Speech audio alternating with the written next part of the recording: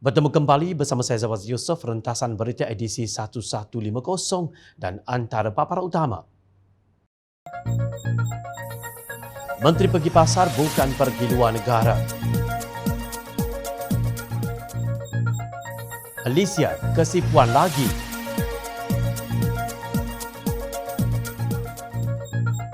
Peguam dari negara penjajah UMNO kelihatan lebih teruja.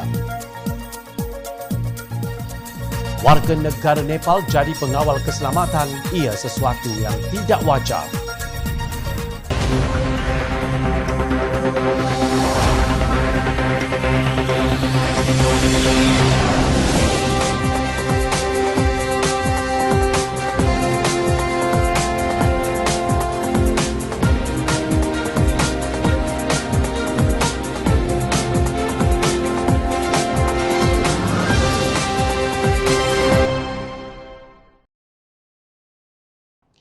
Assalamualaikum dan salam sejahtera. Malaysia perlu mengambil perhatian terhadap kekurangan kecekapan, kepastian, konsistensi dan kejelasan tadbir urus untuk menggantikan kelemahan, kekeliruan dan flip-flop dalam dasar yang ketara. Susulan kejatuhan daya saing negara baru-baru ini, Malaysia jatuh sebanyak 7 tangga kepada kedudukan ke-32 dalam kedudukan daya saing dunia WCR oleh Institut Pembangunan Pengurusan Antarabangsa IMD 2022. Laporan daya saing terbaru ini tidak memberi petanda baik kepada ekonomi Malaysia yang dilanda kenaikan harga dan kos hidup yang tinggi, rasuah yang meningkat, kekurangan buruh yang teruk, ringgit yang semakin lemah kerana birokrasi kerajaan, kesesakan lalu lintas dan kesesakan talian komunikasi, kata bekas Menteri Keuangan Lim Guan Eng dalam satu kenyataan. Untuk menambah parah pada luka ekonomi ini, ringgit Malaysia terus merosot dan ke paras terendah dalam sejarah berbanding dolar Amerika Syarikat dan Singapura, dua daripada tiga rakan dagang terbesar negara. Kerajaan harus bangun daripada tidur dengan mewujudkan dana penstabilan harga dan stok penampan bagi komoditi penting untuk mengurangkan kadar kenaikan dan pergerakan harga, kata Guan Eng. Beliau juga menyelar kerana birokrasi yang memperlahankan pemrosesan import makanan setelah AP import bahan tersebut dimansuhkan. Kementerian Pertanian dan Industri Makanan MAFI berjanji untuk memberi subsidi sebanyak RM729.43 juta kepada penternak selaras menetapkan harga siling ayam standard pada harga RM8.90 sekilogram. Namun hanya RM50 juta telah dibayar setakat akhir Mei dan akan dimansuhkan pada 1 Julai ini. Penternak pula menuntut harga ayam diapungkan setelah subsidi diberhentikan. Memandangkan senario kesukaran dalam mengimport makanan ayam, sudah pasti harganya akan naik. Dengan kadar kenaikan gaji yang seciput, apakah yang diharapkan oleh rakyat dalam apa yang dinamakan sebagai keluarga Malaysia? Apakah pemimpin-pemimpin Melayu, khususnya dari PAS dan UMNO yang berteriak mereka sesak nafas dan merasa amat perik semasa Pakatan Harapan menguasai 22 bulan di Putrajaya, kini menarik lafaz lega setelah harga barangan hampir semuanya naik dan nilai ringgit merosot? Adakah Menteri tahu berapa harga sebenar bahan makanan dan barangan sekarang ini? Perdana Menteri harus mengarahkan menteri-menterinya turun padang untuk mendapatkan penilaian yang realistik dan melawat pasar dan bukannya pergi lawatan ke luar negara, tegas Guan Eng. Tidak kira sama ada kerajaan itu Perikatan Nasional atau Barisan Nasional, kejatuhan indeks daya saing dunia amat jelas setelah langkah syaratan pada tahun 2020.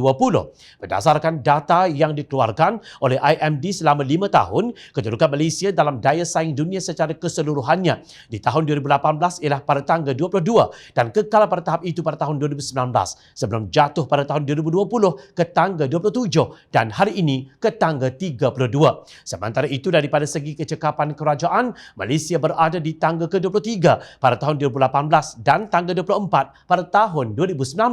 Namun ia merudum ke tangga 30 pada tahun 2020-2021 dan kini menjunam ke tangga 38.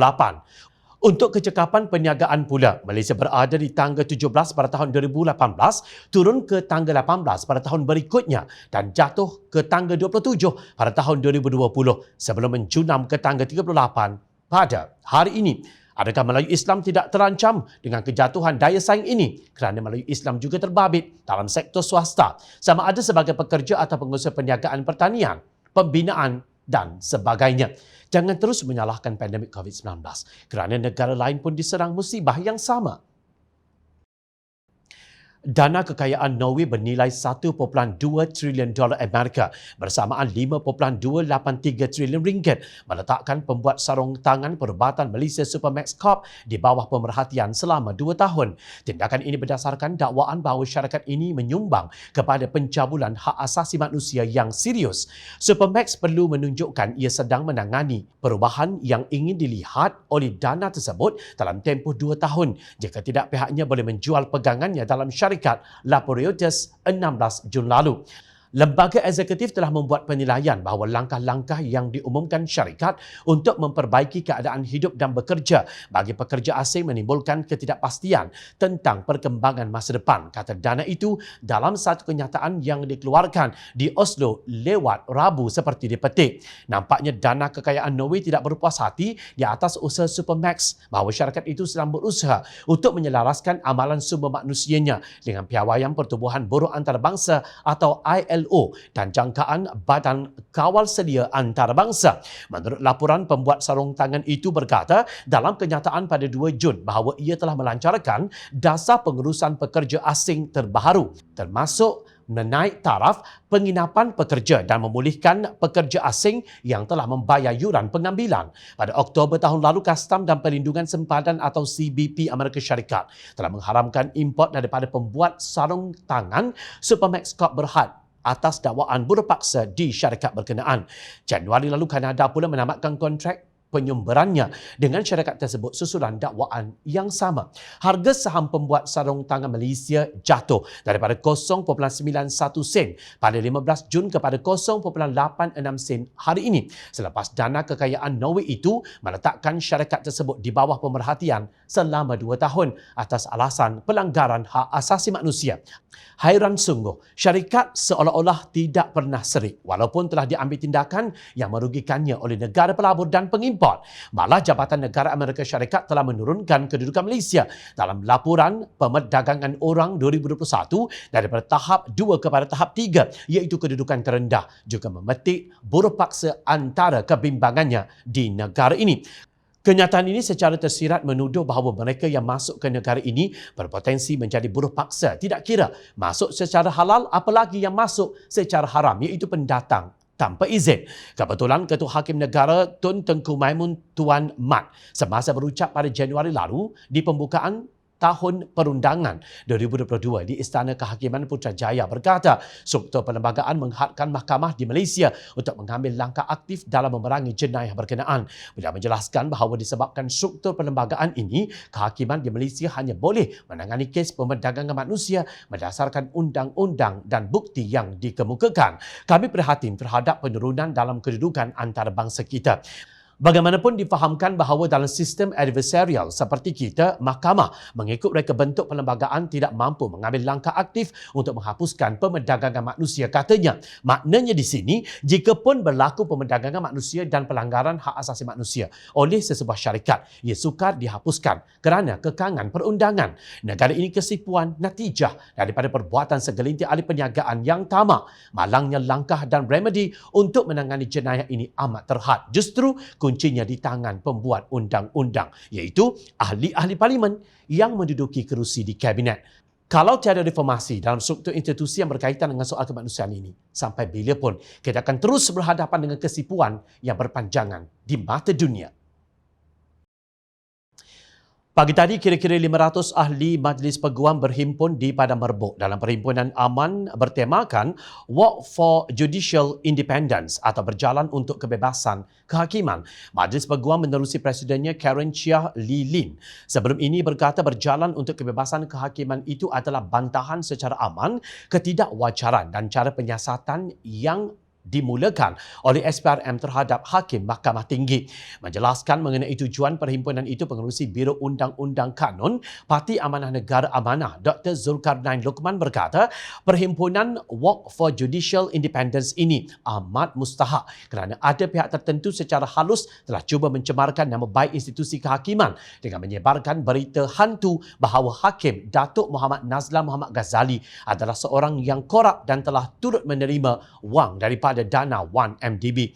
Bagaimanapun menurut Karen Chia, polis hanya bersetuju untuk memudahkan perhimpunan di Padang Merbuk, bukannya untuk mereka berarak ke Parlimen. Antara yang hadir untuk perarakan itu adalah bekas Peguam Negara Tan Sri Tommy Thomas dan beberapa ahli Parlimen pembangkang dan peguam yang pro kepada Pakatan Harapan. Menurut laporan, para peguam mengundi semasa mesyuarat agung luar biasa menyokong resolusi Badan Peguam yang mengecam siasatan Suruhanjaya Pencegahan Rasuah Malaysia SPRM terhadap Hakim Mahkamah Rayuan Muhammad Nazlan. Badan Peguam menegaskan Perlembagaan Persekutuan memperuntukkan bahawa aduan tentang dakwaan salah laku kehakiman hendaklah dikendalikan dengan cara yang menjamin keyakinan berterusan orang ramai terhadap badan berkenaan. Tahniah diucapkan kepada para peguam di atas keberanian kalian menegakkan keadilan dalam undang-undang negara. Jom Channel ingin sekali bertanya, adakah peguam yang menyokong UMNO Barisan Nasional turut hadir? Agak ganjil kalau mereka hadir. Ini kerana mereka adalah di antara 21,625 peguam bela dan peguam cara di Malaysia yang tidak memiliki kelayakan istimewa untuk pengalaman untuk mengendalikan rayuan Datuk Seri Najib Razak berbanding dengan peguam di Raja atau Queen's Council QC dari United Kingdom Jonathan Laidlaw. Menurut pasukan peguam Najib, Jonathan akan bertindak untuk Najib dalam rayuan kes rayuan di Mahkamah Persekutuan berhubung RM42 juta SRC International Sdn Bhd. Saya seterusnya percaya bahawa tiada peguam bela dan peguam cara yang menjalankan amalan di Malaysia boleh dikatakan memiliki tahap pencapaian, pengalaman dan kepakaran yang sama yang telah diperoleh oleh pemohon. Katanya memuji Jonathan sambil menghina kepakaran peguam-peguam di negara ini. Bukan hanya kes ini dikatakan memalukan negara oleh Ketua Hakim Mahkamah Rayuan, Datuk Abdul Karim Abdul Jalil yang bersidang bersama-sama Datuk Has Zana Mihad dan Datuk Wazir Alam Maidin Mira. Ia juga memalukan peguam tempatan dengan memperlekehkan keupayaan mereka. Untuk rekod, selain 3 pertuduhan pecah amanah CBT dan 1 pertuduhan salah guna kuasa yang membabitkan dana berjumlah RM42 juta milik SRC International Sdn Bhd yang kini berakhir di Mahkamah Persekutuan, Najib juga sedang dibicarakan dalam kes berkaitan One Malaysia Development Berhad 1MDB. Najib sedang dibicarakan di Mahkamah Tinggi atas 4 pertuduhan menggunakan kedudukannya mendapatkan suapan berjumlah RM2.2 bilion daripada dana 1MDB dan 21 pertuduhan pengubahan wang haram yang membabitkan jumlah yang sama. Beliau juga didakwa menggunakan kedudukannya untuk mengarahkan pindaan dilakukan terhadap laporan akhir audit 1MDB sebelum dibentangkan kepada jawatan kuasa kira-kira wang negara PAC untuk mengelakkan sebarang tindakan diambil terhadapnya. Tentulah Himpunan Majlis Peguam untuk menuntut kebebasan kehakiman ini tidak menarik pasukan pembelaan Najib dan pimpinan UMNO kerana yang hebat ialah peguam dari negara penjajah yang diberi tauliah khas oleh Ratu England. Ia sangat kelakar. Polis menahan 4 lelaki kerana disyaki terbabit dalam penularan rakaman video yang menyatakan sokongan tindakan seorang ahli politik negara India yang mengeluarkan kenyataan berbaur perhinaan kepada junjungan besar Nabi Muhammad SAW.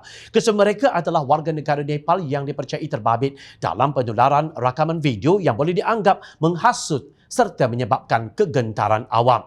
Pengarah Jabatan Siasatan Jenayah JSJ Bukit Aman, Datuk Seri Abdul Jalil Hassan berkata, suspek berusia 26 hingga 27 tahun ditahan. Unit Siasatan Jenayah terkelas dengan bantuan Ibu Pejabat Polis Daerah IPD Kelang Utara kemarin. Polis turut merampas peranti yang dipercayai digunakan untuk merakam dan memuat naik hantaran yang ditularkan. Polis kini sedang berusaha untuk mengesan suspek yang masih bebas. Polis menggesa individu yang terbabit dalam rakaman video berkenaan untuk tampil membantu siasatan. Ujarnya dalam satu kenyataan, kata Abdul Jalil, siasatan dijalankan mengikut Seksyen 4-1 Akta Hasutan 1948 kerana mengeluarkan kenyataan yang berkecenderungan menghasut. Selain itu, siasatan turut dijalankan mengikut Seksyen 505-B Kanun Keseksaan, iaitu kenyataan yang menyebabkan ketakutan atau kegentaran awam, dan Seksyen 233 Akta Komunikasi dan Multimedia 1968 tegasnya. Terdahulu video berkenaan dimuat naik menerusi aplikasi TikTok menggunakan nama Ganggaram Mahto 280. Video tersebut memaparkan sekumpulan lelaki dipercayai warga asing berkumpul di hadapan kuil di Batu Caves dan menyatakan pendirian menyokong tindakan Nupur Sharma, ahli politik dari Parti Bharatiya Janata atau BJP yang mengeluarkan kenyataan berbau penghinaan kepada Islam dan Nabi Muhammad sallallahu alaihi wasallam. Mereka juga dipercayai menjadi penyokong gerakan Hindu Samachar. Bagaimana ekstremis Hindu bukan hanya boleh sampai ke negara ini tetapi berani membuat kenyataan menghina Islam di negara ini? Adakah mereka pelancong atau pekerja di sini? Untuk rekod, 60,000 pekerja belum dinyatakan dari negara mana akan dibawa masuk, kata Menteri Dalam Negeri Datuk Seri Hamzah Zainuddin. Mereka akan menjadi pengawal keselamatan. Biasanya pekerja untuk pengawal keselamatan didatangkan dari Nepal. Adakah Menteri Dalam Negeri masih mahu mengambil mereka setelah mengetahui kecenderungan gerombolan ini? Adakah bahagian kawalan keselamatan boleh dipercayai dipegang oleh gerombolan ini yang mungkin akan membawa senjata api? Bagaimana jika segala kebencian yang berlaku di India turut dibawa oleh warga Nepal yang bakal diambil oleh Kementerian Dalam Negeri? Pada 15 Jun lalu, Majlis Presiden Pakatan Harapan yang dianggotai oleh Datuk Seri Anwar Ibrahim Keadilan, Muhammad Sabu Amanah, Anthony Lok Siu Fut DAP dan Datuk Seri Panglima Madius Tanggau UPKO mengeluarkan satu kenyataan berhubung Islamofobia di negara India. Majlis Presiden Pakatan Harapan meneliti perkembangan isu beberapa wakil Parti Bharatiya Janata Party atau BJP di India minggu lalu yang telah mengeluarkan kenyataan berhubung Nabi Muhammad sallallahu alaihi wasallam yang telah mengguris hati serta menimbulkan kemarahan umat Islam seluruh dunia, kata mereka. Majlis Presiden Pakatan Harapan juga menyeru agar kerajaan India yang dipimpin Perdana Menteri Narendra Modi menjaga keharmonian serta kesederhanaan kehidupan beragama di India. Kami turut menyeru agar tindakan kezaliman dan penghinaan terhadap mana-mana penganut agama di India termasuk Kristian, Buddha, Muslim serta kasta seperti Dalit dihentikan, tegas mereka. Menurut mereka, Pakatan Harapan akan mengadakan pertemuan dengan Pesuruhjaya Tinggi India ke Malaysia untuk memberi penegasan terhadap isu ini. Maaf, penegasan Majlis Presiden ini tidak cukup keras kerana puak ekstremis itu telah pun memasuki negara ini. Rakyat Malaysia yang berbilang kaum dan agama cintakan perdamaian tidak mengalu-alukan pelancong ataupun pekerja asing yang bersikap ekstremis atau menyokong pegangan parti politik yang ekstrim. Demi keamanan, lebih baik kerajaan tidak meluluskan pengambilan seorang pun warga Nepal untuk bekerja sebagai pengawal keselamatan di negara ini.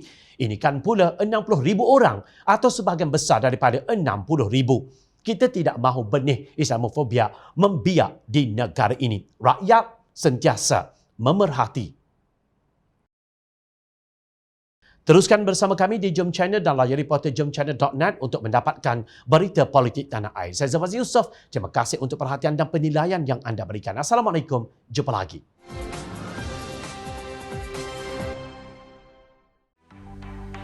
Mencari maklumat dan berita politik yang bebas, kupasan yang tepat, panas. Dapatkannya secara eksklusif hanya di Jom Channel. Komitmen kami, rentasan berita Isnin hingga Jumaat. Berbicara dan isu semasa, kami garapkan secara langsung. Panel-panel berkaliber dan profesional. Interaktif, pandangan anda kami raikan. Jangan lupa bersama kami di setiap hujung minggu dalam edisi khas mingguan. Jom Channel, moving forward, sharing a new experience.